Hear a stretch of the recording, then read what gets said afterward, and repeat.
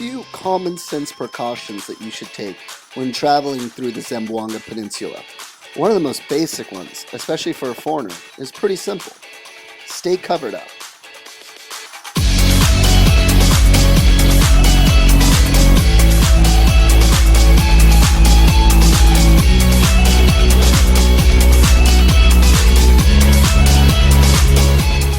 The Zamboanga Peninsula and its surrounding islands have the unlucky distinction of being the most dangerous region in the Philippines, if not in all of Southeast Asia. Multiple insurgencies have crippled the economic growth of the area for decades. I decided to visit the epicenter of violence, Basilan Island. It's home to Abu Sayyaf, a fringe terrorist group associated with Al-Qaeda, famous for kidnapping and beheading its victims. To get there, you have to pass through Zamboanga City, the main hub of the region. I wasn't sure what to expect here, but was instantly taken aback by the warmth and friendliness of the locals. The city tourism office was incredibly helpful and organized a trip for me to visit Santa Cruz Island. It's about a 20-minute boat ride from the pier, and Richard, one of the tourism officers, explained to me why this was such a special place. Of being the only beach in the Philippines with pinkish white sand, as you can see. Well, it's a hold it still. It's a composite of crushed and naturally pulverized red corals. And, Naturally pulverized. Yeah, and it combined with the fine sand of the island. You didn't come out here with a pestle and Of course not. crush it? No. After lounging around on the beach for a bit, I decided to go exploring in the lagoon, located further inside the island. All the Bajau villagers who live here get most of their food from this area, so I thought I'd try some of it for myself. Latu, lamit? Yes. Alright, so it looks like a baby grape or something. Let me wash it off, and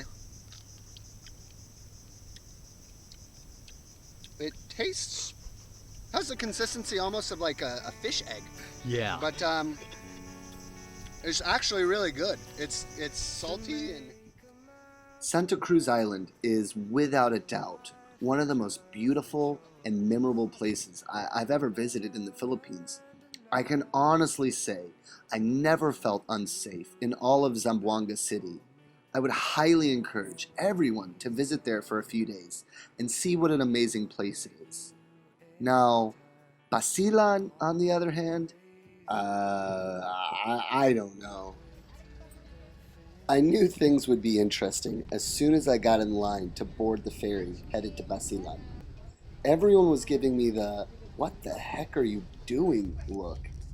As soon as I sat down, they stationed not one, but 2 armed guards to stand next to me. Now, I'll admit, this was not a very good idea to begin with.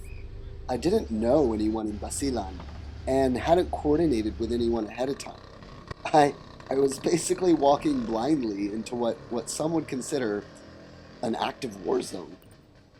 After exploring for about 2 minutes, I was flagged down by some police officers who were seemingly shocked to see me. That I've seen walking in the Basilan. That's why I'm very concerned to you. Oh, wow. Well, it's a beautiful place. The first. Jeremy. Jeremy is the first. A very brave foreigner walking in the Basilan. Walking alone. Buong ako. The police told me it just wasn't safe for me to walk alone, so they invited me to go with them back to their base. I hopped on a truck and actually ended up getting a tour of Isabela City and some of the surrounding areas. I guess I'm pretty lucky. Albuquerque, Albuquerque, New Mexico? New Mexico, yeah. It's a state in America. After having lunch with the police officers and getting to play with their pet monkey, it was time for me to head back to Zamboanga City. I can say this was quite an adventure, and it's days like these that remind me that, man, it really is more fun in the Philippines.